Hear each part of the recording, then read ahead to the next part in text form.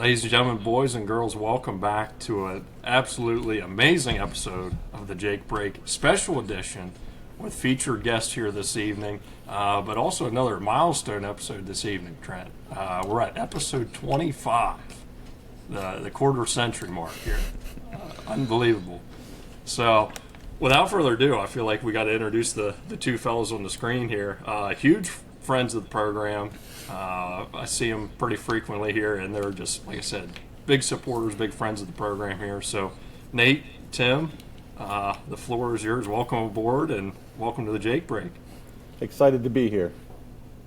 Good deal.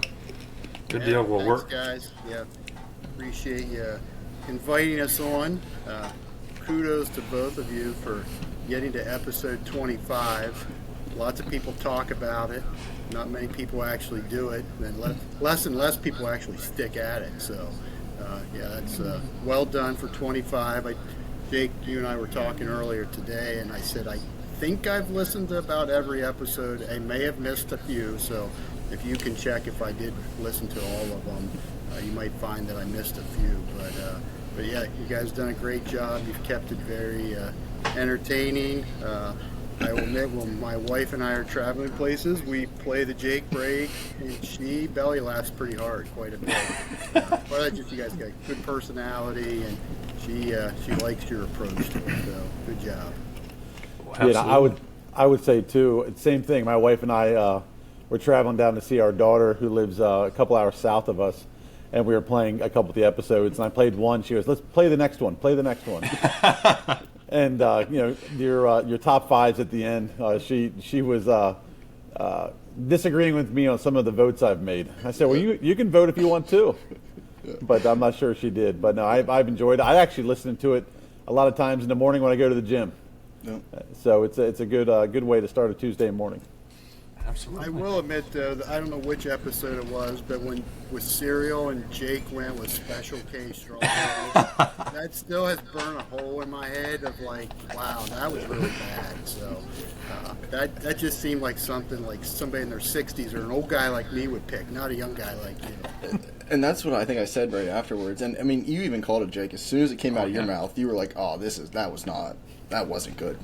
Yeah, there's some top fives where you know they're top heavy, like you just rock it out of the park with 1 through 3.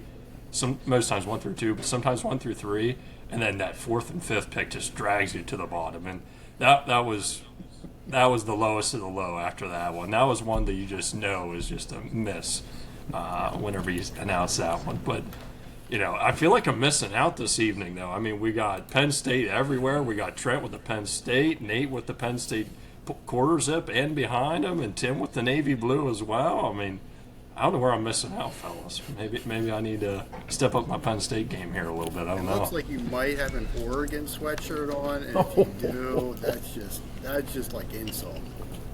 That's a good point. You can take the heat this week, Jake. We'll let it slide this time. We'll let it slide. I will say it says Fila on it. And so I passed the sniff test, but we just will make sure not to post any rage bait on there because we don't need the Oregon Ducks after us now, too. But as long as Fila has given you a $300 million contract like Adidas has given Penn State, I'll wear Dickies every day if you want me. Oh, that's awesome. That's awesome. Well, we appreciate you both joining on. Yeah, just a huge thanks to you both taking out an evening out of the middle of the week here to join the show to celebrate the big time 25. So, we promised the listeners, the folks last week that we'd have two special guests, and I couldn't have thought of two more important people that have been huge supporters of the program. So, appreciate you coming along. And the only reason why I bring up Penn State is I know that both of you are avid and huge Penn State fans, along with Trent and I. And there's been a lot going on in Happy Valley here these last month, few weeks. I haven't gone to any games this year, and maybe I'm a bad fan. I've never gone to a game at Happy Valley. But we can change that, We definitely can. We definitely can. And sometimes we get these weird comments too, where if we're posting about Penn State football, I don't know if they're bots or not, so I don't test the waters. But people were like, "Hey, do you want my tickets for this game or X game or whatever?" The accounts look pretty fake, but so I don't test the waters there. But they just need your bank account first. yeah. Oh my! But with that in mind, gentlemen, I feel like we would be remiss if we didn't at least talk about Penn State football a little bit, since we have two huge fans and we're in like the quad pod right here on the screen, or kind of like Brady Bunch style here. We got to talk about Penn State football, and this week we had a huge announcement with Coach Franklin, ex-Penn State head coach, going to Virginia Tech, and I feel like there's no better place to start than right there. What's our thoughts on it? What do you think the fans think of it? What are we feeling about that whole change right now? I'm going to get Nate's take on this one first, if that's okay. I was hoping Tim or Trent would go first, but I've followed Penn State football, probably since I was born. It was always something we talked about. Now, for those in my age bracket, back in the early 80s, that's about how far back I go, you didn't know if they won or lost till my parents got home, because they would never take me to the games. So I didn't know if they won till they drove in the driveway and I ran out and said, did Penn State win or did they lose? Where now it's like instantaneous. So I would say the first thing I recall about Penn State football is the 87 Orange Bowl, the year they won it all, beat Miami 14-10. Recorded on a VCR. I still have the tape. So oh, yeah. I can still watch it, so that's kind of fun. About half the tackles in that game would probably be illegal now. So the game has changed a lot. But fast forward through all that era, kind of went to school there, was there during the Joe Pa era. I was there in '99 in the student section when we were number one. LeVar Arrington was wreaking havoc. And I can still remember sitting in the student section when Minnesota kicked the last-second field goal, beat us. We were number one in the country. Then we went on a 3-game losing skid. Then we won the Alamo Bowl pretty handily. But then there was a time period there, like early 2000s. Penn State was not very good. I always said we could barely give tickets away to people then. We had 4 tickets at that time. So it kind of had that dip. And then Michael Robinson, and there was kind of Derek Williams there. They jumped back. So take it all the way to kind of when Joe Pa was dismissed from the program. That was a big shocker, and had the time period there, obviously, with Bill O'Brien. He kind of held the ship together. He was limited on what he could recruit then.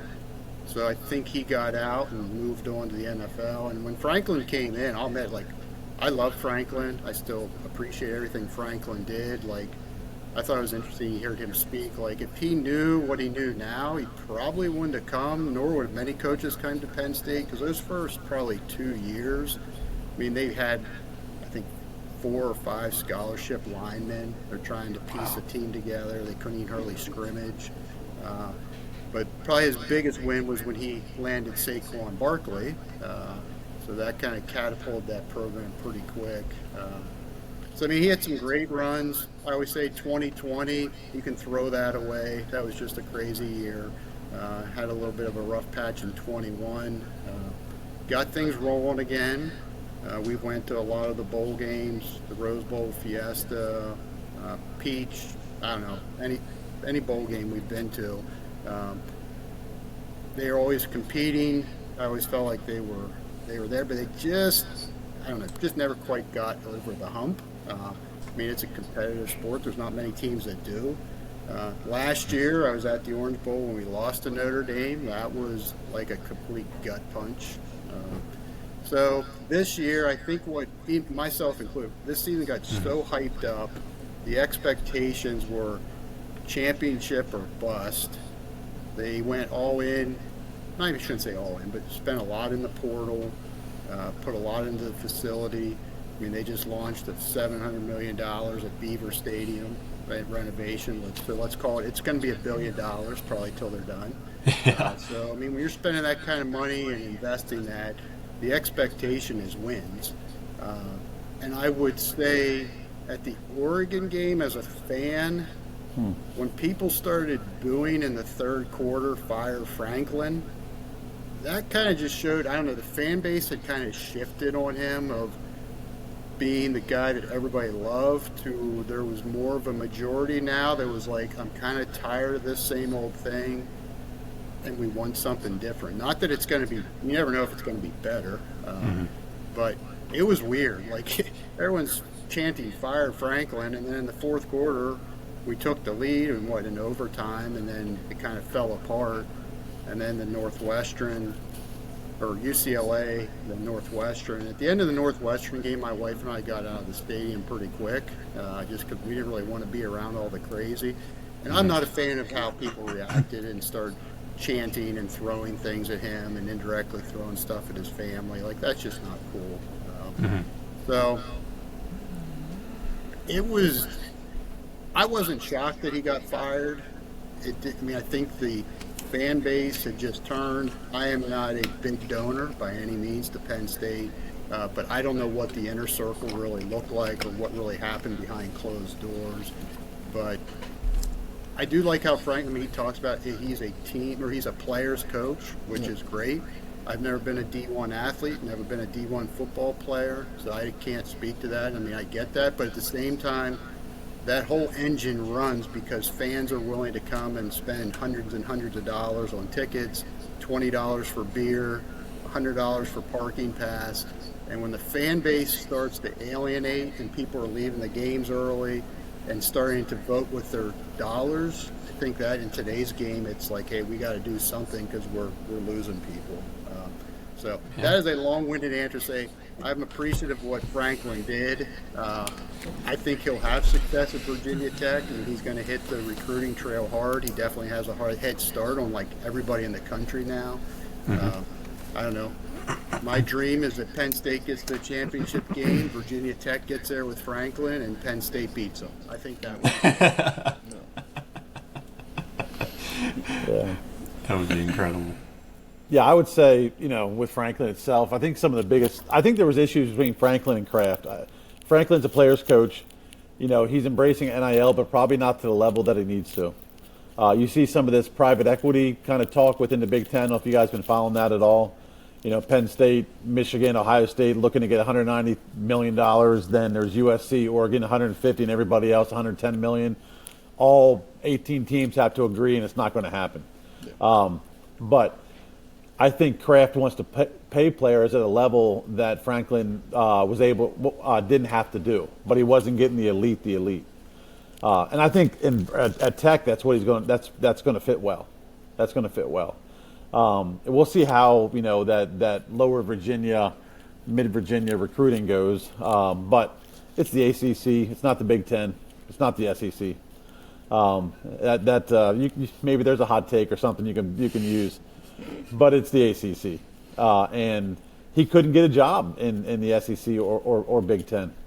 So, but it's going to be a good fit for him. We'll see what the dominoes happen. The guys like Bob Chesney at JMU, he's a Pennsylvania guy. See what happens there. But I'm sure we could talk about that in a little bit. But yeah, I wish him the best. I have some friends that are Hokies, and they're excited and they need it because it's been pretty rough for them. Yeah, I mean, I pretty much agree with everything that you guys have said. I was, pretty much went to every game when I was a student at Penn State, and I can say I was a fan of Franklin. I wasn't, there were some people that I would say weren't the biggest fan of him even during that time because, again, every year, Ohio State, Michigan was I'd say Michigan was more of a toss-up than Ohio State was. It was pretty much a chalk to loss, most people's mindset with Franklin. But at the end of the day, I think where NIL has shifted college football and sports has been a big adjustment for coaches and schools. You've seen how many coaches across the NCAA retire because of NIL, right? It is a evolving game. It's an evolving door that they have to, instead of, getting people who want to come play for Penn State, you're getting people who want to get a paycheck. It's a completely different mindset, and I agree with you, Tim, that I don't think Franklin necessarily had that mindset.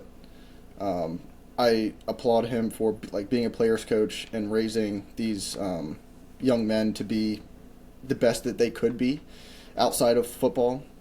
But at the end of the day, if you're at Penn State, we're trying to win a national championship, and I just think there was a lot of, and as a fan, you don't necessarily know how many of the decisions as far as clock management, offensive play calls, defensive play calls, who the final sayer was for some of those plays. But I just think to get us to the next step, we had to make a pretty big change, and that's what happened. So it's going to be kind of interesting here in the offseason what Penn State decides to do. What are you guys' thoughts as far as head coaching position, and do you think we're going to clean house? Do you think Knowles and Kotelnicki are going to hit the road too? Or do you think we're going to keep them around for another year with another head coach? I'll be honest with you. I think Nate might agree with me on this. Possibly, maybe not. I like Terry Smith. You look at like Drinkwitz, Clark Lee from Vandy, Hartline, Jeff Brom, Joe Brady. He might go to LSU. I think the whole coaching circle now is around Lane Kiffin because he wants to go somewhere to win a national championship, and Kalen DeBoer, or however you say his name, Alabama. But I think Penn State needs Terry Smith, and to stay. I like a Bob Chesney. I really do. I think he played at Dickinson in Carlisle. He's from like up in Northumberland County or something like that originally, and he kind of rose through the ranks like Division III, Division II, and then boom in the JMU. And JMU is a transitional type of school to be at. Look at the Indiana coach, and he was there as well. But and maybe Nate might disagree with me on this, maybe not, but I think Terry, he's just I call him Terry like I know him, Terry Smith, that he just seems like a genuine person.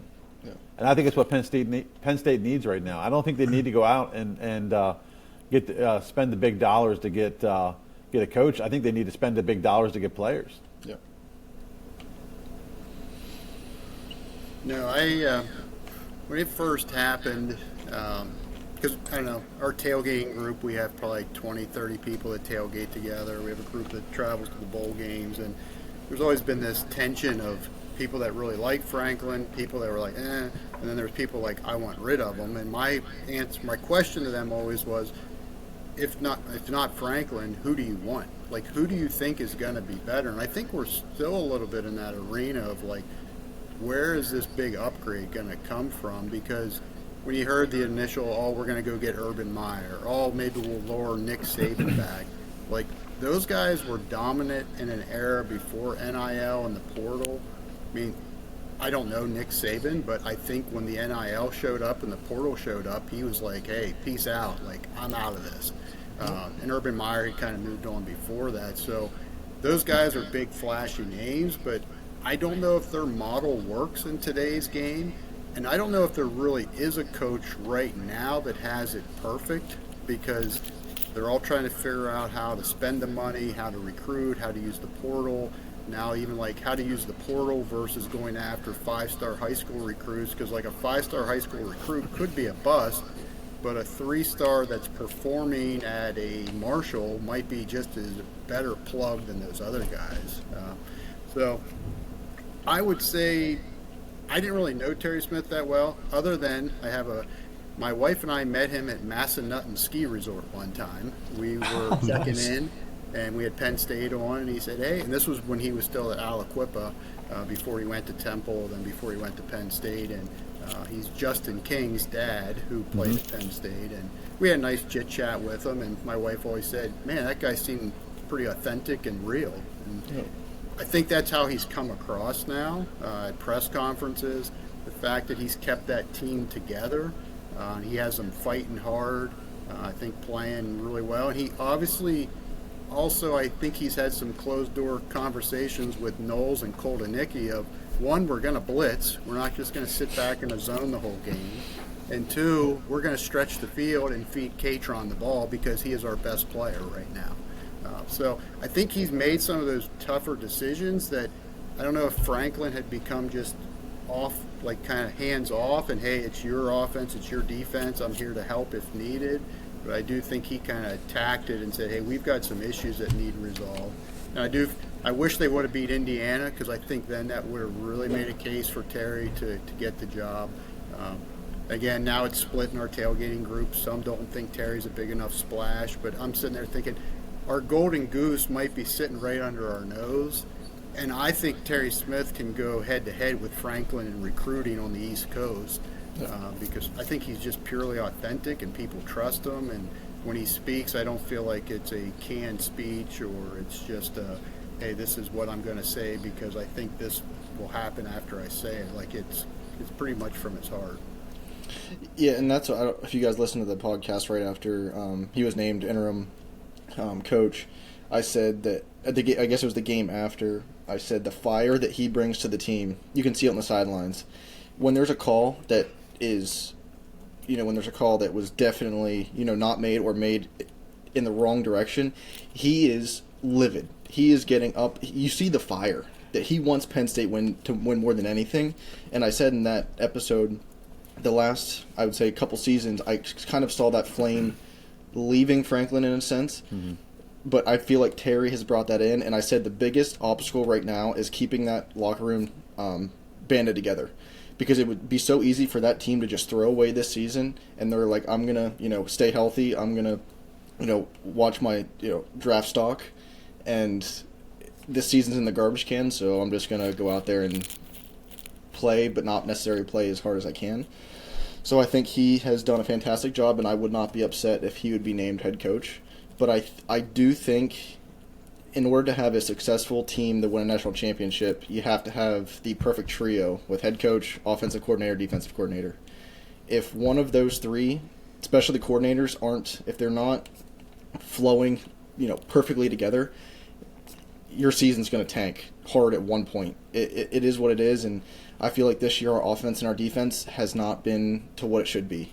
Like you said, we have Katron Allen that can run for 250 yards a game, and we're not utilizing him, or when we're effectively running the ball off the edge and we decide to run it up the gut all the time, or when the blitz is working and we decide to drop back and let them have 10 15 yard passes for 5 plays in a row. Yeah. I just think that there's some disconnect, and I think if Terry can get kind of the coordinators on the same page and we keep them for next year, I think it could work. But I think there has to be some serious discussions to get this train back on the rails. Have you been talking to my wife? One thing that I thought with Terry too,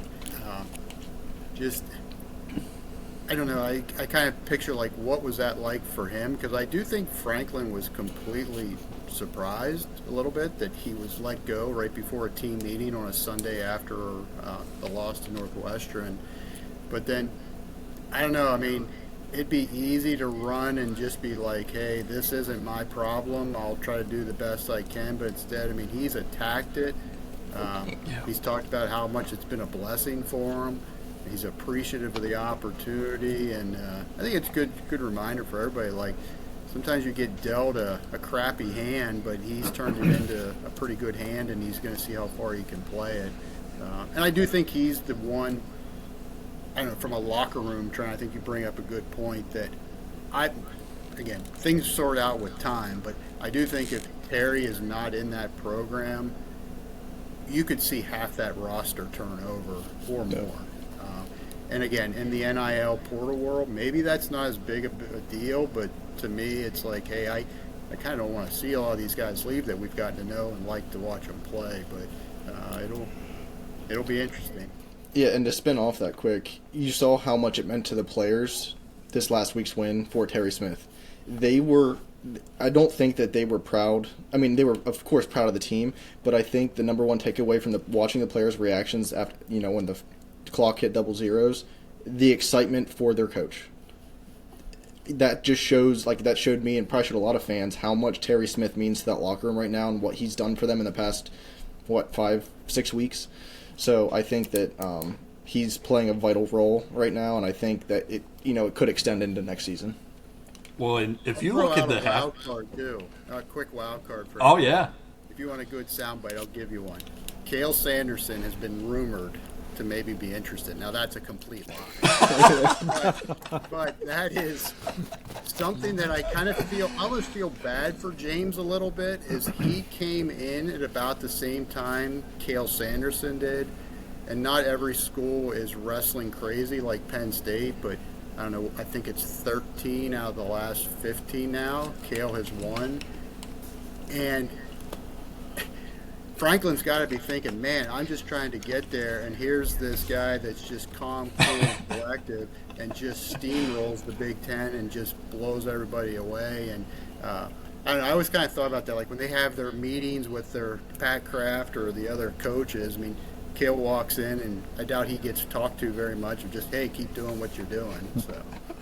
Well, and I love, too, like, there was that discussion, you and I were talking about that, Nate, with that early season, or, like, kind of before the season started.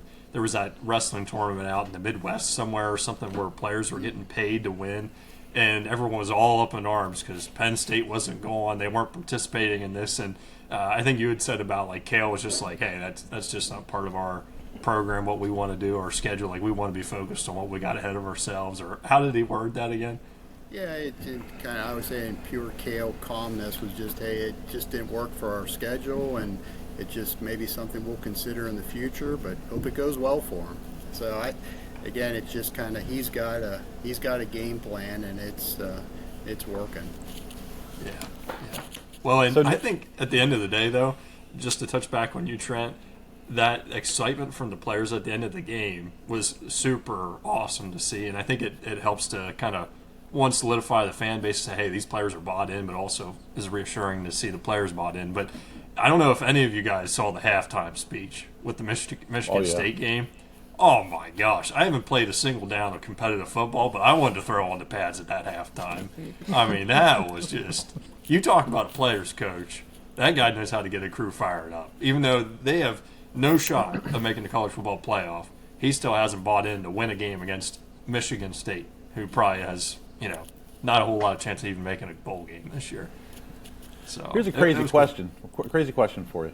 Yeah. So if you go to a football game as a fan, you wear the jersey. If you go to a basketball game, you wear the basketball jersey. Nate, if you go to a wrestling match, you're wearing a singlet. Only if there are a lot of zeros behind the weight. I'm talking like not 2 zeros or 3. It better be like 5 or 6. I'm picturing an American flag singlet with a Nittany lion on the front. Yeah. I don't know. I think maybe Trent and Jake could do some competition on like on the blind draft. Whoever wins it for the year, the other one stand up and do the whole podcast in a singlet. Oh, gosh.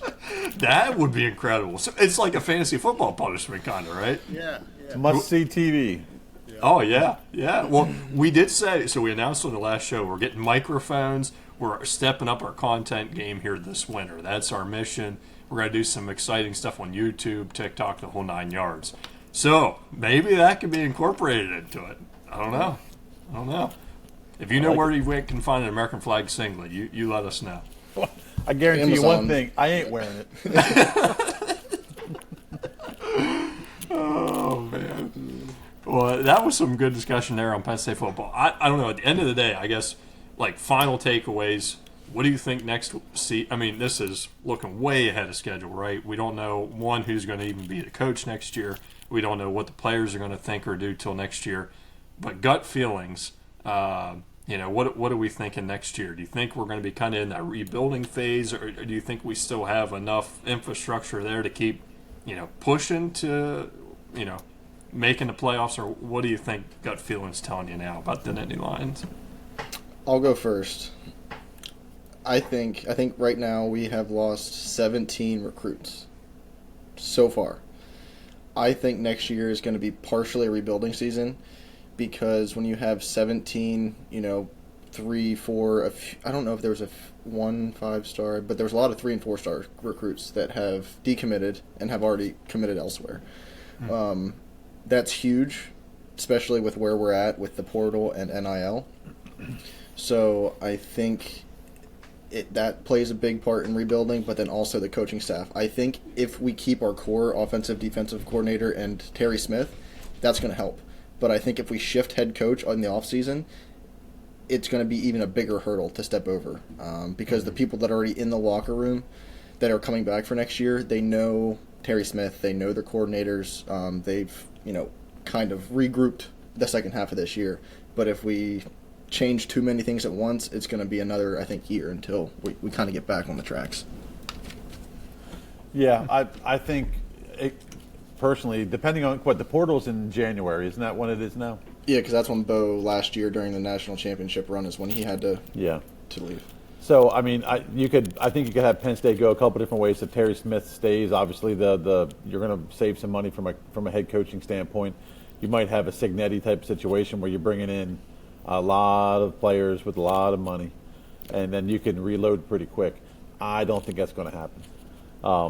I'd love for Purdue to come back. You talked about it in an episode. Yeah, the rumor is still there. Yeah, the rumor is still there, and that would be great. That would be great. But I like Grunk. I think he's actually been pretty impressive with what he's gone through. But I'm going to let the Mr. Miser, who has, I'm a Penn State fan. I love Penn State football. I have season tickets. But then Nate's at a different level. I wonder what Nate says. The floor is yours, Nate. Let's hear it. Oh, boy. I mean, obviously the fan in me, we could go 1 and forever or 0 for the year. I'm still going to bleed blue and white. I'm going to still back the team, support it. It's just, it's changed so quick, so fast that this is just kind of like talking about the NIL and portal. I was talking with a family member, and something came up about how much Drew Allard was making this year. And they're like, what? They're like, why is he making money? And I'm like, well, that's how the game works now. There's money, there's sponsorship, there's Dodge commercials. He's not doing a Dodge commercial for free. And I think that's one thing for the casual fan, even everything that's going on, most people do not know that there is money involved like it is now, and that it's legal to give people money to come play football.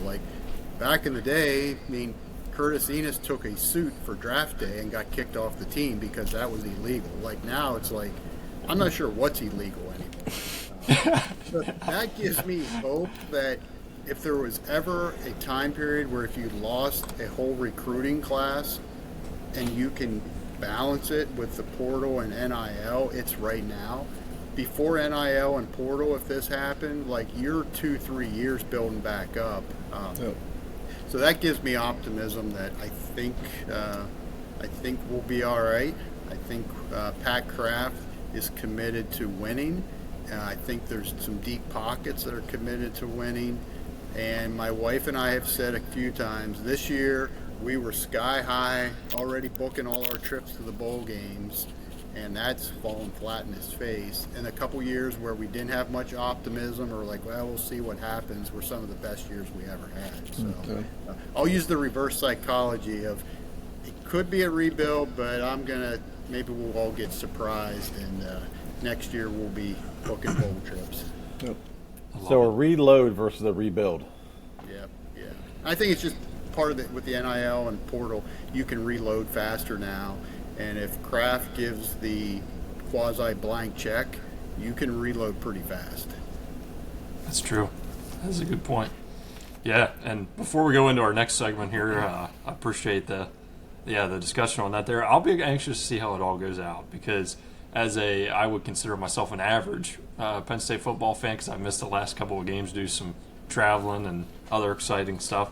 That if you tuned into the last couple episodes, I've been an avid wedding goer here recently. So I've missed some games, unfortunately. But before we go into our next segment here, I think it's a good time to share with folks an exciting new offer that we have with 4Wellness brand. So if you have not tried 4Wellness, please take a minute, check out the 4Wellness website right now. They have great products. If you're like me and can't drink coffee without the shakes, the sweat, or the jitters, they make a great product called the Good Stuff you can put in there, smooth all that out. They just released as well a new peanut butter brownie energy bite. So I'm very anxious to try one of those out there. But a new special offer that we're releasing here on the 25th episode here is 4Wellness has given us a code you can use at checkout.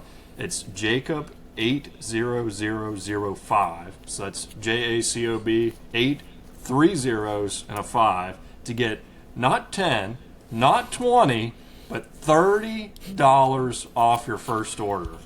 $30, folks. So be sure to check out forwellness.com to get $30 off your first order. Back to the regular program. Trent, do you want to introduce this new segment we're bringing to the show here, since we have two special guests? You were kind of the brainchild behind this. Lay it on us here. What are we doing here? Yeah, I wanted to do something a little bit different for some guests. So, because we were kind of spitballing some ideas, and I thought of something. So, Jake and I know the answers to this, all right? So, we're going to go back and forth. So, we'll flip a coin. Someone will start, and we're going to go back and forth. So, we're going to have you guys guess the 9 U.S. states that have more cows than people. Yeah. So we'll preface this. So for those of you that don't know us, Nate and Tim and I are familiar with each other, and working profession and stuff. So we know, like, what we work in is agriculture. So Trent had a great idea to bring this up. So yeah, we'll go back and forth and see what happens. Can I ask one question? Yep. Dairy cows or all livestock? So all cows in general. Okay.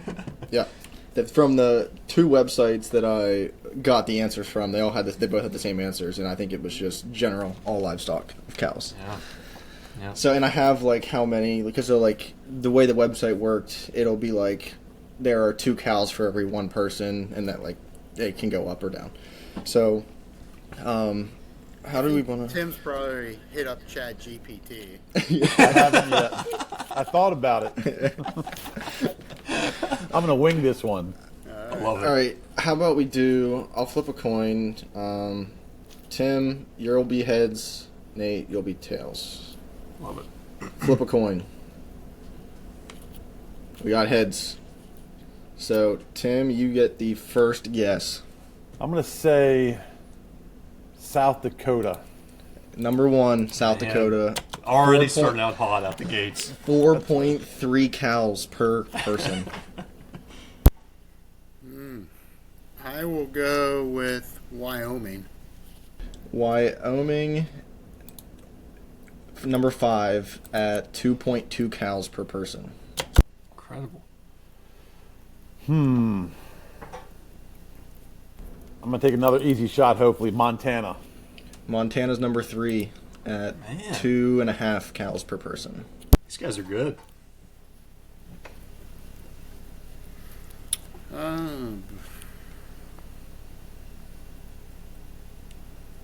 What about, what are we doing, top 9?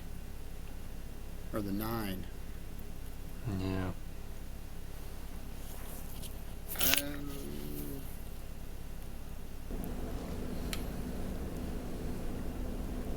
I guess maybe I'll go, I'm trying to think of states where not a lot of people live.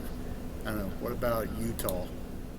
Utah did not make the top 9. Oh, man. All right. That one's done.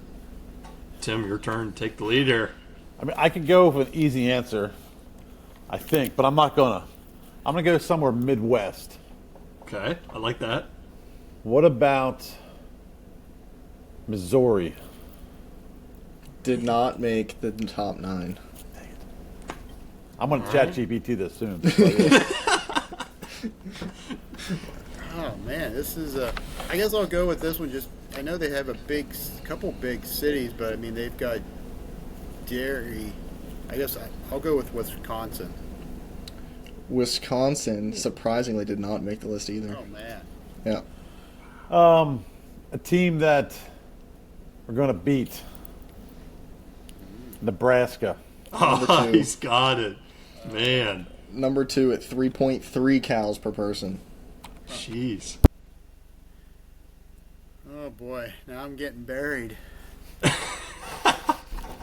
This is not my expertise by any means either. This is like Tim's power zone. So Power zone. conspiracy theory going on. Let's see.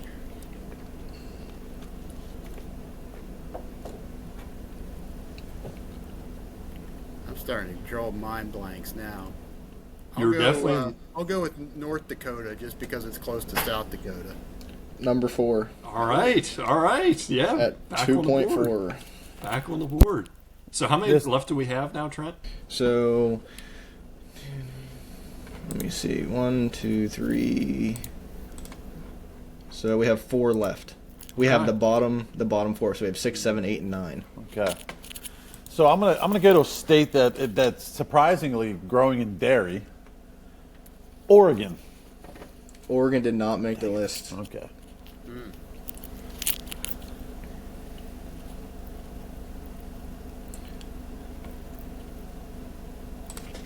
I will say Iowa. Iowa is number 8 at 1.2. All right, so that puts Nate back in the lead. Driving out through that state, there's cattle lots everywhere, Yeah. and it just goes forever. Well, it's going to be a stretch. Colorado. Colorado did not make the list. Oh, and man. Denver, even in my mind, Denver. Ski I know, pass. but there's a lot of feedlots out that way. I think this would be I'm just thinking population-wise. I don't know if a real huge city would be Idaho. Idaho is number 7 what a comeback. What a comeback. at I'm just 1.4. giving Tim hope. Just going to crush his dreams. Just crush it. Well, we got 2 left. Yes. And what's We the have- score? So let me. I guess I I got to could pull up probably... the U.S. map because I don't even know where states are at anymore. Oh, come on. Now we're cheating. So Tim has 1, 2, 3, and Nate has 1, 2, 3, 4. Yeah, so it's 3-4 right Oh, now with 2 man. to go. Man, so if Nate gets one more and Tim doesn't get it here, I mean, it's game over. Yeah. Game over. Can he do it? Man, so we've already said South Dakota, North Dakota, Wyoming, Montana, Idaho.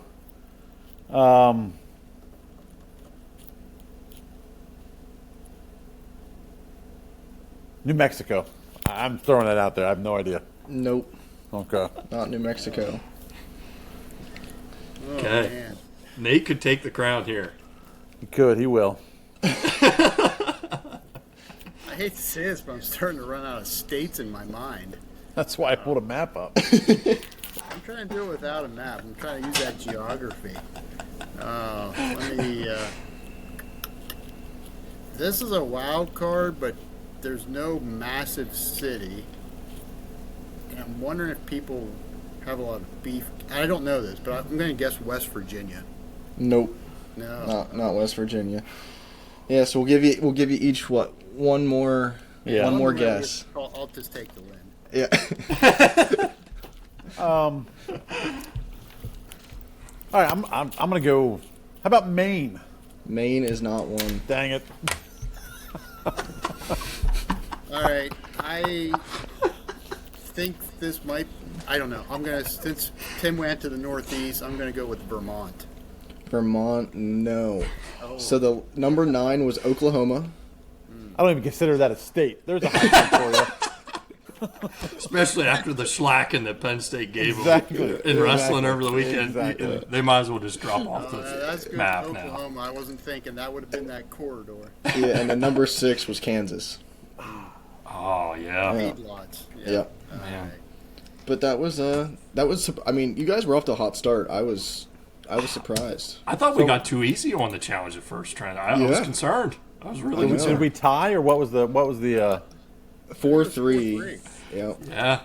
Nate still got the good comeback coming on, so... That was a good one. That was a good one. Well, appreciate the fun there, joining in a new game here with two very knowledgeable and exciting guests. We'd throw that out there. I appreciate Trent finding that and throwing that in the Number mix. 1 against South Dakota. Is that right? South Dakota was number 1 at 4.3 cows for every one person. Tim And I did got that one. Kudos to you. So with the time that we have left here, we're going to just jump right into our two probably most famous segments of the show here, and ones that Trent and I both were extremely excited to have you both participate on. So first of all, we're just going to jump right into the gas and brake segment of the show here. So this week, tell us, what you're maybe pressing the gas on, things that you're excited or, fired up or happy about, or what are, it's okay to be a negative Nancy and pump the brakes on something here. I was definitely pumped the brakes. I think I pumped the brakes on New Jersey again last week, or New Jersey traffic. So, anything and everything is fair game right now. So If guests want to roll first with this, go right ahead. Do you want to go, Nate, or do you want me to start? No, I'll let you go, Tim. You go first. All right. So my guess, and this is a little bit different. And Trent, you're gonna think, what the heck? Geez. You're gonna think, what the heck here? Okay. Oh, But there is a delicacy of food that I like that not many people know about. But what I'm going to ask you and your listeners is just to try it. Okay. So Trent, let me ask you a question. Have you ever eaten a small white powdered donut? Like one of the, just like the mini like donuts? Yeah, little mini donuts. Yeah. Okay. Do you like butter? Yeah. Spreadable butter. This is going. Country Crock, Land O'Lakes. Yeah. Have you ever put butter on a white powdered donut? I am full gas on this. This is probably one of the greatest treats you'll ever have in your life. At age almost 50, I don't eat them anymore because the lady upstairs will have my head. But I tell you what, I am full gas on white powdered donuts with butter. Here's a bonus, as Nate Miser would say. Pecan twirls, or people call them pecan. I call them pecans. Yeah. Okay, pecan twirls, warmed up with butter. Pop-Tarts, no icing, with butter. But I'm telling you, have your listeners or you guys get small white powdered donuts. I'm talking not a little bit of butter. I'm talking you smother that thing. You smother with Country Crock spreadable butter. Okay.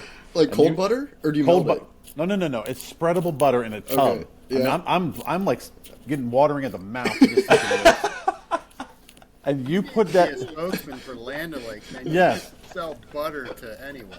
You take that little powdered donut and you spread that butter on, and I'm not talking taking a bite. You put that whole thing in your mouth, it is like heaven. I'm all gas on that. So you I'll don't take heat- that to the grave. You don't heat it up or anything. Just No, roll no, donut, the pecan spread twirls. it and go. The pecan twirls you twirls. heat. You heat with a little bit of butter on, and then you add more. Okay? And you'll see it in the next segment. A lot of my stuff revolves around butter. I'm a butter fanatic. All right? Absolute butter fanatic. But I'm full gas, white powdered donuts, butter, not chocolate, white powder, butter in the mouth, one bite. Everybody knows the rules. And then it's good. Well, with this upgrade in content we're going to do here in the coming months, Trent, we've got to try this. We've got to try this now. We got to give it a go. Honest, fair shake. I can honestly say I don't know if I've ever put like cold butter on anything and eaten it. To be honest with you, You're missing out. so I guess I'll have to give it a try and see what happens. Might find my new addiction. I love it. That's great. That is a good. I've not tried it. I've heard Tim talk about this before, and I just haven't gotten there yet for doing it. But I might have to do it over Thanksgiving break. It would That be way, a good. if I have a negative reaction to it, I'll have a little time for recovery.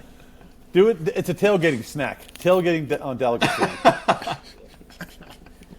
I guess I'll go next. I was traveling with Jake, and we were talking about this, and I was like, I don't know what the percentage of gas or brake is, but I feel like I have to go gas because I don't have a real good brake to get things wound up with. But my guess is we had gone about 11 years without a dog, and I finally convinced my wife to get a dog. I undersold myself on how much time you have to spend going outside with a puppy, and how many bags of waste that you have to pick up. But all of that to say, the one thing we discovered when we got our puppy, because I always say, hey, I want to be able to have this dog have fun and be outside, and we were really close to putting in an underground fence, and we had some work being done at our house, and someone recommended the Halo dog collar to us, which is a GPS collar where it is a paid subscription. It's not super expensive. You buy these collars, and then you can GPS maps at your house, or if I'm going to my parents' house or my in-laws or my sister's, I can map out the boundaries for our dog, and we can take Nittany there, and we can go outside and run and play and have a good time. And we can have like 20 maps at one time. So if we went up to Beaver Stadium, I could literally put a map around our tailgating lot, and that would keep our dog in that area. So I've become all gas on the Halo dog collar, and it's been a game changer for us. That's incredible. I didn't I remember you talking about the Halo dog collar, but I didn't realize that was kind of the nuts and bolts behind it there. That's pretty wild. Yeah, you have to figure out there's different levels. It is a corrective collar, so that might deter some people, but it has levels 0 to 15. I may have tested it on somebody that I live with at level 3 and was told politely never to do that again. But you have to find the right level. Nittany got level 4 one time, and he has never crossed again. And he hears the beep, gets the warning, and he comes a running. No. Nice. That's how the one time I was taking my brother's dog. He has one at the farm, and I was taking my brother's dog, I think to maybe up to my grandparents' house or something, and I forgot that he had his collar on. So I was driving, and I got right to like the little bridge where I knew the line was, and I heard the beep, and I was like, "Oh crap!" I reached over and got it off of him real quick. So I was like, I would have felt so bad if I would have. But as soon as I heard that beep, he snapped his head over and looked at me like, "Oh no!" Don't do it. Yeah, but those things are awesome, especially, if you go to, aunts, uncles, grandparents' house, wherever, that you can have one already preset and they're good to go. So those things are sweet. I'm going to follow both of those up with the brakes on cranberry sauce. Can't do it. I don't know if it's consistency. My wife loves it. She will eat a whole can of it usually at our family Thanksgiving, someone will bring a can or two, and between her and my mother, that's who eats it. No one else touches it. I don't want it. Sorry, but not for me. What if you put butter on it? It probably would make it better. Butter makes everything better. Yeah, but yeah, cranberries. I don't know if it's the consistency or what, but can't do it. I'm Maybe with you. with time and age, your palate will change and you become a cranberry connoisseur.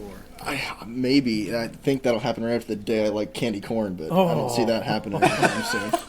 Them be fighting words. I think going to the symphony with Jake with a nice cranberry relish as an appetizer would be I would house 5 bags of candy corn and 2 cans of cranberry sauce before I would go to a symphony or an orchestra.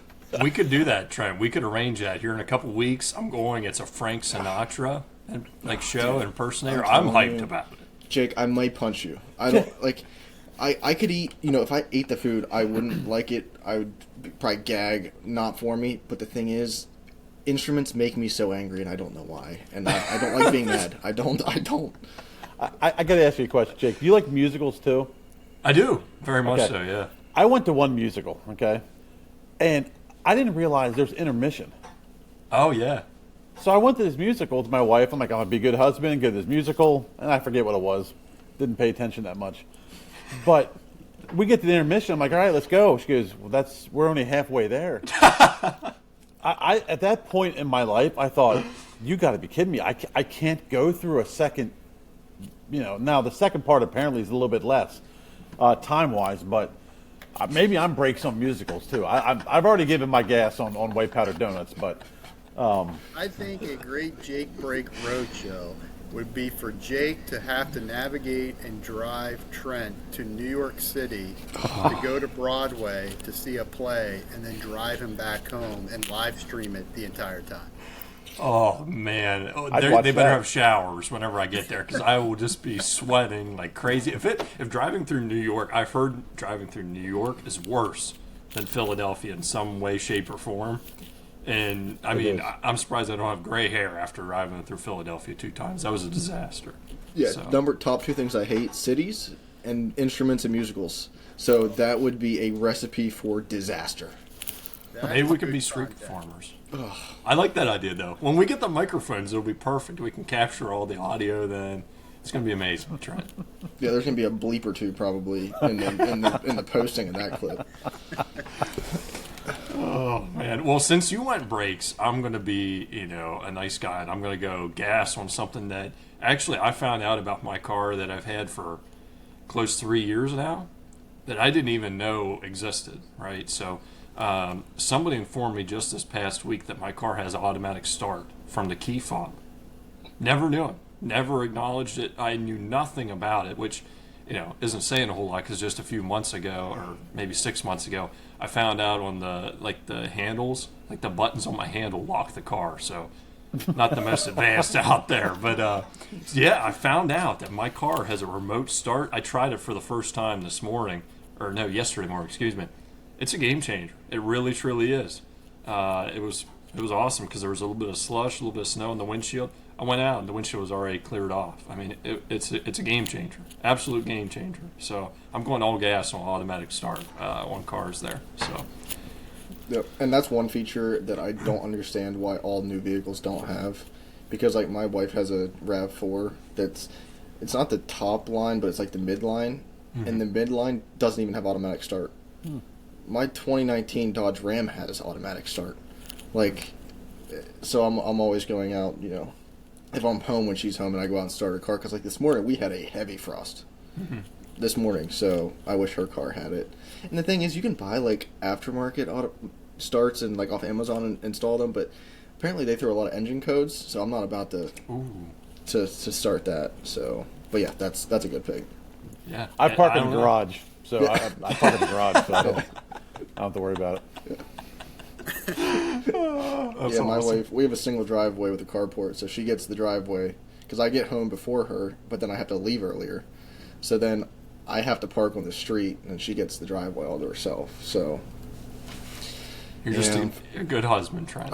Good guy. I guess, but I think it's mainly because I don't want to be angry when I go out in the morning that I have to back her car out and then back my truck out and then pull her car back in. So I just take one for the team and park on the street. Oh, that's great. That's great. Well, we have some options there, Trent. We got to try the donuts. We've got to, you know, maybe install some Halo collars there with.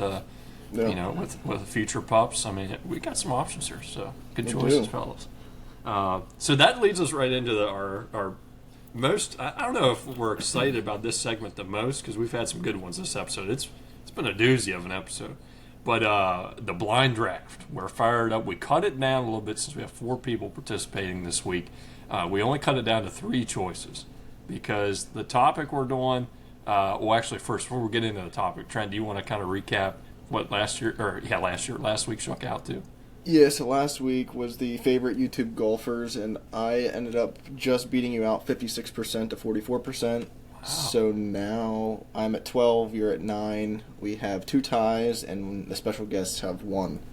Wow, that's surprising to me because I was getting smoked bad early in that game, so I'm all about it. I appreciate that you guys did that last week and not this week because. I told Jake that when I heard that, I was like, I probably would have been like, does Tiger Woods have You guys were rattling off names, and I'm like, that is a whole new frontier for me. And that's the tough thing, too. That's probably when we log on to start the podcast, that's what takes the longest. Yeah. Because one of us will say something, and then we realize episode number 3, we did that same thing or something very similar. So, like, trying to find new ideas each week is become pretty difficult.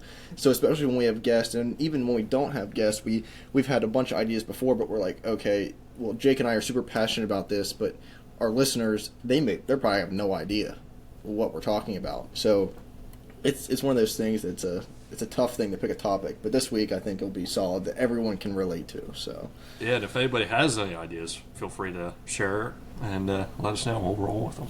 So, oh yeah. But yeah, what are we doing this week, Trent? We are doing our favorite Thanksgiving dishes. So this can be anything from so-called appetizers to main courses to side dishes to dessert, whatever. When you think of, you know, your families or however you spend your Thanksgiving, your favorite thing that goes on your plate. Like if you could pick the top 3 things, that's what you're hoping for. But probably they're going to get stolen by someone else. So Jake, I think we'll flip a coin between those 2, and then we'll flip a coin between us 2, and then one of them will be 1 and 2, and then we'll be 3 and 4. If you're good with that. Well, okay, yeah. So that's a good point. I didn't even think about that. So how we're going to do it? Just a preface to everybody here. We're going to do kind of what we call like a snake draft. So we'll go 1 through 4, and then 4 through 1. So you know, in the wraparound there, 4 will get 2 choices, and we'll roll with that. So, yeah, I'm trying to think.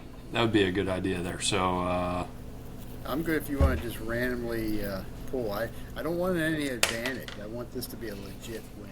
Okay. Let's see here. I'll do a random number generator. So on my screen, Nate's 1, I'm 2, Jake's 3, Tim's 4. Okay. I love it. It's good. Pick a number 1 to 4.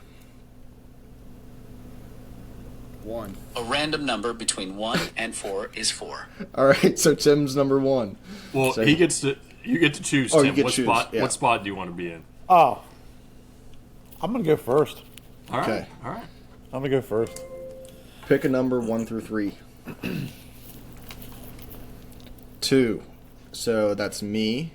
Okay. So I'm gonna go number 4 actually. Okay. I'm gonna go last. Okay. And then pick a number between 1 and 2. 1. So Nate, you get to pick if you want to go first or second or third. I'll go 3rd. Okay. And I'm stuck in the 2 hole. So. All right. Tim, the floor is yours. Fantasy football. That's right. Then you don't get the pressure of the first pick. You know, you're good. right. You're good. All right. So, Tim.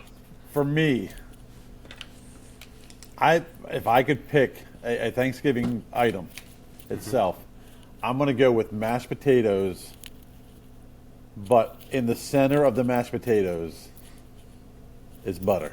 Okay. Okay, I'm talking like a pond of butter, and then when it's like we sit at the dinner table and we pray, and it's at the kitchen like counter, and you got to get there first to get it.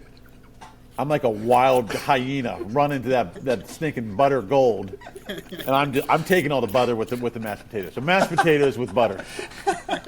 Okay. I love it. So that means mashed potatoes is off the board now, folks. Yes. So with butter. Lots of butter.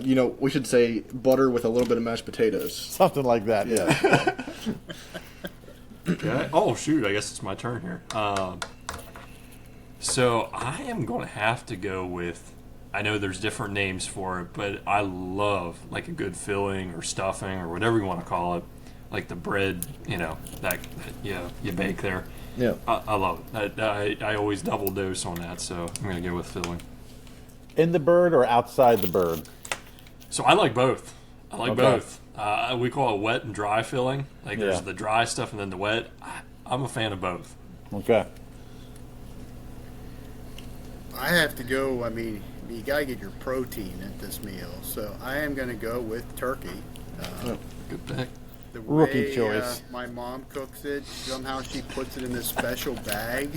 And it's not, like she always says, it's not a secret how I cook my turkey. She buys these bags, puts it in there, puts all the dressings, the seasonings, and it is always really, I mean, you can cut it easily. It's not dry. It warms up good. So, and it is, I've cooked it a few times that way. But yeah, I am a turkey person on Thanksgiving. Like when you see a picture of Thanksgiving, there's a turkey on the table, so you got to have turkey. Oh yeah. Can I ask Norman a quick question? Oh yeah, go for it. We've been starting to cook our turkey the day before, and then you debone it and you put it in like a casserole pan and you put the juices on it, and then you warm it up so you don't have to be battling a turkey on Thanksgiving. That's Does what anybody do that? That's what my in-laws have been doing for a good while now. It makes it so much easier on Oh, Thanksgiving Day, especially if say your meal's at noon. Then you don't gotta worry because sometimes when you're trying to get other stuff in the oven too, then your turkey takes longer and you're stressing. But yeah, no, it's a great and it tastes fantastic. It heats up well. It does sound like a good way to reduce stress, be more efficient. But I do like the idea of a potential Clark Griswold event where someone does something crazy to the turkey, because that's the kind of stuff you remember forever then. Oh yeah. That's what last year I smoked a turkey for Thanksgiving. It came out fantastic, but that was like I don't know.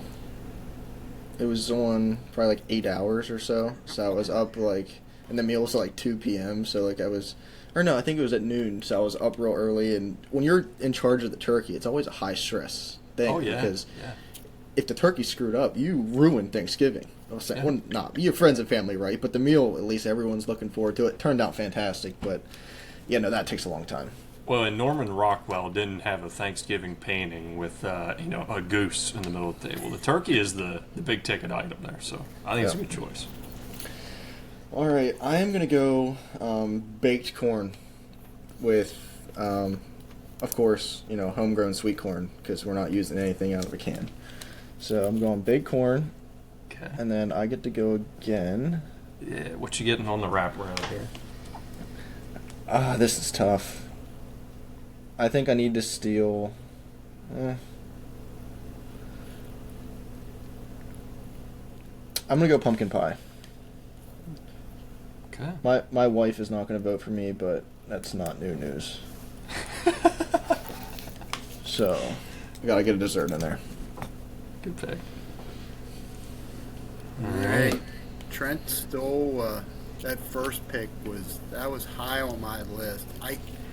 If I go to a Thanksgiving meal or someplace where they have what I call fake corn, Ugh. I just can't even really stomach it. I don't like it at all. But if someone has good, fresh Pennsylvania sweet corn that they took the time to take off the cob, freeze it, prep it, bring it back with lots of butter, like that's a pure Pennsylvania Dutch thing that people that think corn out of a can is real corn, like they're just missing out on life. Yeah, I can't. I'm with you. I cannot eat canned corn. I can't do it. The kernels pop in your mouth. Not about it. Not about it whatsoever. Yeah, good pick. Since he already took something off the dessert board, I feel like Saquon Barkley just got picked already. So I will go with a homemade apple pie with caramel on top of it. Oh, good pick.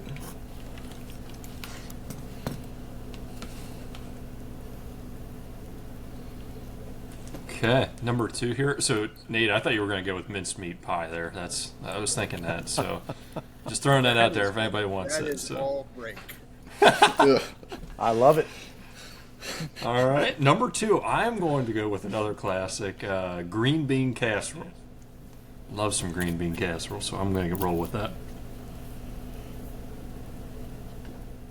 So I got a question for you because Nate said apple pie. So is all apple off the table? No. Just apple pie. All right. Yep. So when my mom was living, she passed away about 26 years ago. But when she was living, at least in my mind now, she made the greatest apple crisp. Ooh. Yes. And surprise, I put butter on it, but that's a different story. But she made the greatest apple crisp. I don't know what it was. I think it was Red Delicious apples, which I'm a huge fan of. We can debate that. But apple crisp would be my next. I got to put a sweet in there. It would be my next one. Great pick. And then what are you picking up kind of on the wraparound here for your final pick? Wraparound. Yes. So, all right, I'm gonna go a little different. I'm gonna call it 2 different ways if your listeners are confused. Candied yams. Oh man. Or candied sweet potatoes, whatever you want to call them. Okay. That's like eating glory. It's especially with the marshmallows melted on top, and you got the butter in there, and you get them all sticky. You see the pattern I'm looking at here? Yeah. I mean, it's great. See, I was looking between pumpkin pie and some people call it sweet potato casserole or however you want to say it. But every year, especially when you got that inch thick layer of marshmallows on top, it's fantastic. That was a great pick. Thank you. Number 2 here, man. So the final pick is where I usually lose it, right? I mean, my lists are always top heavy. The bottom pick that I always have is either go big or just stay home and complete hibernation. And I don't know, this pick, it's a game changer. I don't know if I should pick it, but I'm feeling it. Should I go with my gut or should I go with what I think I will like and the people will like? Go with your gut. Whatever you're feeling, let it rip.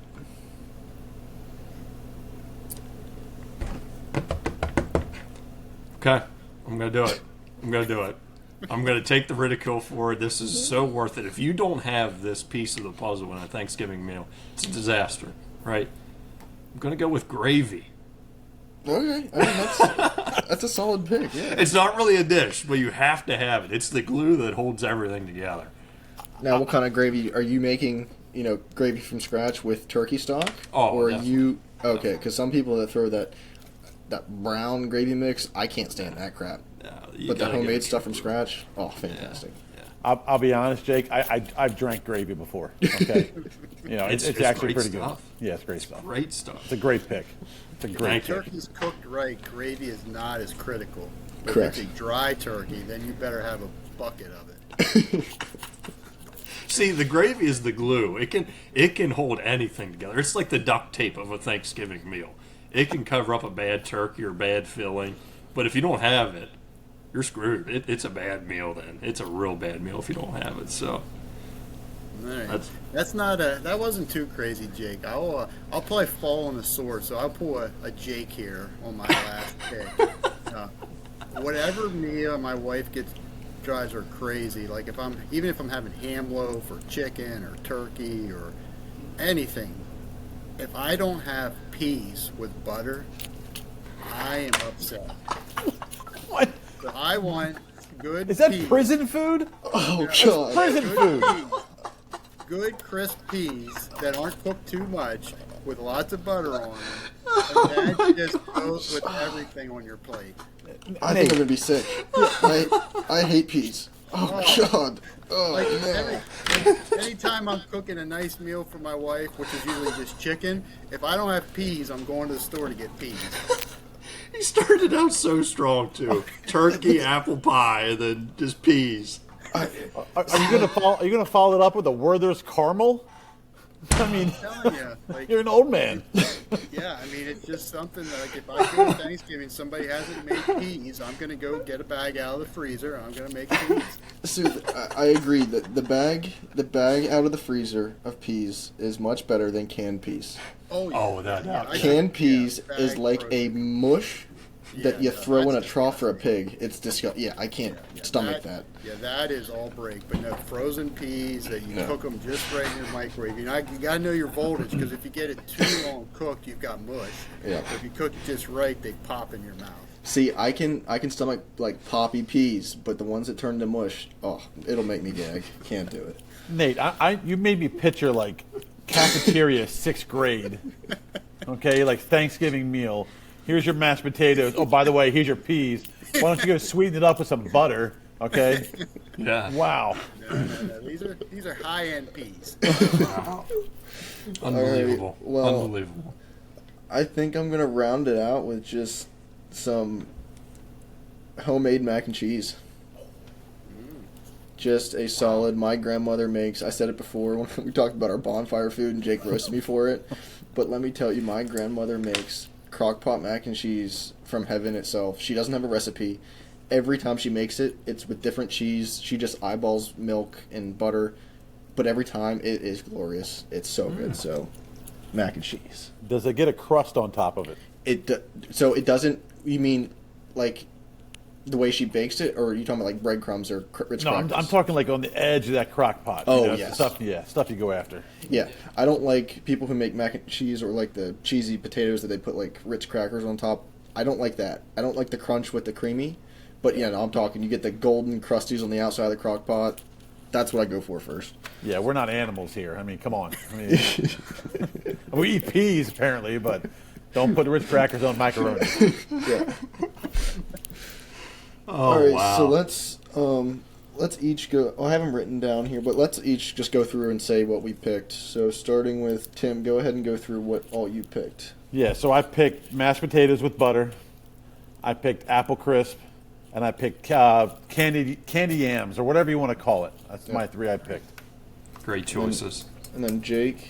Yeah, I had the filling or stuffing or whatever you want to call it, green bean casserole in the 2 slot, and then 3, the icing or the glue for the entire meal, gravy. Perfect. And then Nate. Turkey, which, I mean, the fact that I'm the only one that picked a protein and a meat at Thanksgiving, like, that counters taking peas and apple pie. So, There's protein in butter. There's protein in butter. just carb up and just pass out, and you won't even get to watch the Cowboys lose on Thanksgiving. It's the greatest tradition in American history.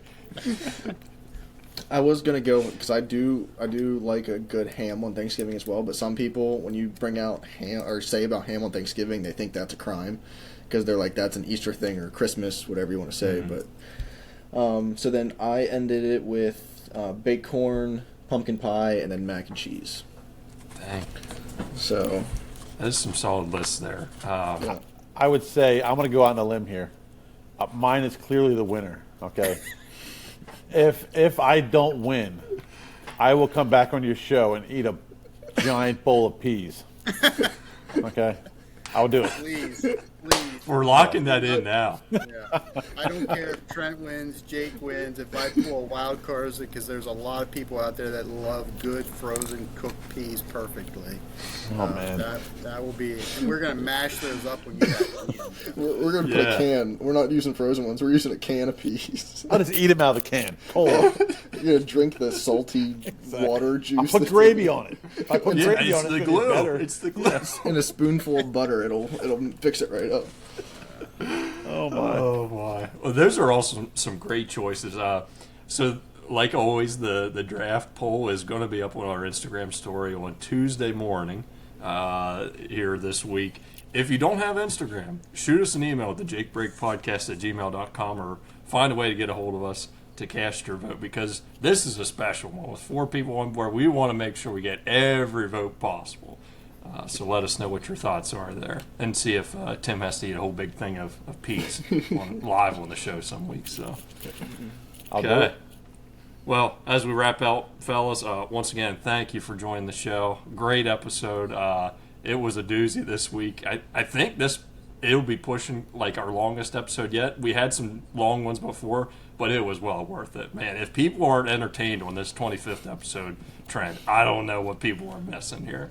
Exactly. But as we depart for the week, any final lasting words from anybody before we wrap up shop for the night? I just appreciate this. This is fun. This is fun. You know, I'm the old guy here. And I just appreciate just seeing younger adults do something fun. Yeah. You know, and just be creative. To me, that's awesome. It makes my day. So I appreciate you letting me on it. Yeah, Appreciate thank that. you. Yeah, no, I would echo a lot of that. Congrats on 25. Hope you guys keep it rolling. Doing a good job. I apologize to your listeners in true fashion. Tim and I probably got too long-winded. And if you're still here listening, thank you. Make sure, and I will give a plug for this, for wellness. I've seen Jake. Jake and I worked together. When Jake first started, I was hooked on chai lattes with 2 shots of espresso. And I thought everybody should drink these. And that included Jake when he was doing some just ride-alongs with me. And I'm like pounding chai lattes into him, not realizing that without this supplement that he put in his drink, like I was basically pushing him close to having to go to the ER. So I apologize that I did not know that. I thought everybody could drink that stuff. So that was... Yeah, so we have real world witness. Jake isn't making it up that caffeine makes him go crazy. No. I've seen the cold sweats, and it is real. And with this product, if it allows Jake to drink it, he should travel with that, kind of like an EpiPen. Like if you're allergic to bees, like you should have that in your back pocket at all times, Jake. They do make to-go packets. That might be on my next order here when I get $30 off. I think that's a necessity at this point in time. But Trent, real quick before we wrap up here, I do got to mention Trent. He has witnessed me at the lowest of low with caffeine, with coffee, I think. One time, so before his baby shower, I showed up to his house, and I thought I was going to have to lay on the couch for the entire shower because I was sweating, shaking, like I couldn't feel my hands. Like my hands were just gone. Oh, my. And, I remember he got there and he sat on the couch, or he was standing there and he looked like a zombie, and he was just kind of like staring into an abyss. And for anyone that knows Jake, knows that it's not Jake. So I was like, man, like our guest bed's back there, the room darkened blinds, like just go crash there, and whenever you wake up, like I'll check on you, but like go, you need something. He's like, no, I'll be good, I'll be good. And then so I took him along, he still wasn't, and then my mother-in-law got him a plate of food, and then that kind of put you on a factory reset. And you were good I was that. pounding the finger sandwiches that night, so it was great. But yeah.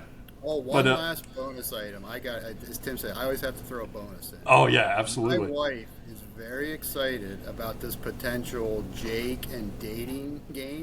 Yeah. I do think it would be a great way to expand your audience because I think that would go viral very quickly. And once my wife starts talking about it, and she's talking about it with her friends, and then they start talking about it to their girlfriends, like, this thing could go international, and Jake could end up being in France somewhere. So. Man. Say, once I have a few spare minutes of free time, I am going to put a Craigslist ad out, essentially. And, Jake, we are going to have an episode. And you're not going to know when it is. You're just going to hop on, and there's just going to be women all over the screen. And you're going to get all red in the face and not know what to say. And you're going to get the cold sweats like you just drank espresso. So, it's going to go viral. I agree. So I guess that's part of the plan for the updated content here in the coming months. So, Yeah, but you'll never know. I'll be prepared. No, you won't, because you won't know. That's true. I won't be prepared, and it'll be exciting. But appreciate that plug, Nate. Yeah, I don't know. We'll see what happens here. Trent's the mastermind behind it. I'm just here riding in the wave of what's happening. So I won't be prepared actually, but it'll happen when it happens. So, all right. Well, without further ado here, Trent, anything else to add before we close up shop? I don't think so. I appreciate you both coming on and appreciate your words, Tim. It's kind of the thing that, Jake mentioned even before we started, for several months before we actually started. He said about wanting to do a podcast, and I was like, man, I'll do it with you. Like, need the actual kick in the butt to get started. And I was like, if we do it for 3 weeks and we hate it or we don't like it, we don't like it. But it's just something for us to get on and, shoot the crap and talk about whatever, that's pressing, whatever that's not pressing. So we appreciate, everyone that does listen and gets a kick out of it, because if we can put a smile on your face in 5 seconds of the segment, I mean, that's all that matters. So we appreciate that. Yeah, absolutely. No, and thanks again. I'll echo what Trent said. Thanks again for joining the show this week. It was a great time. Like Trent said, if you didn't crack a smile or laugh even the littlest bit of this episode, you got to check out the YouTube to at least see some of this in live action if you aren't a listener, because this was just an awesome episode. So thank you all for joining. This ends another week of the Jake Break, and we'll see you next week. Thanks again for joining for 25 episodes. Make sure to like, comment, subscribe. Tell your friends, tell your family, tell your loved ones, and have a great Thanksgiving.